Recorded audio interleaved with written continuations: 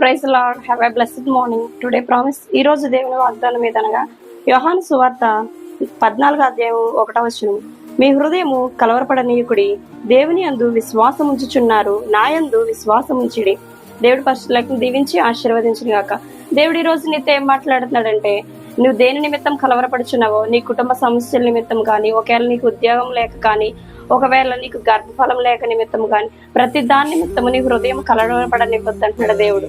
ఏంటంటే ఆ page last లో కూడా చెప్తున్నాడు ఏంటంటే, లేక దేవుని యందు విశ్వాసం ఉంచమన్నాడు. దేవుని యందు విశ్వాసం ఉంచి ప్రతి దాని నిమిత్తం నువ్వు ప్రార్థన చేసిన యెడల, ఆయన యందు విశ్వాసం ఉంచినప్పుడు ప్రతి కార్యమును కూడా నీకు జయం కురుస్తాను అంటున్నాడు దేవుడు. ప్రత్యక్షంగా నీతో తెలియచేస్తున్న మాట అంటే, మీ హృదయం కలవరపడనియద్దు అన్నాడు. దేని నిమిత్తం కలవరపడుతున్నావు ఈ దినముందా నువ్వు తెలుసుకో సహోదరుడా, సహోదరి.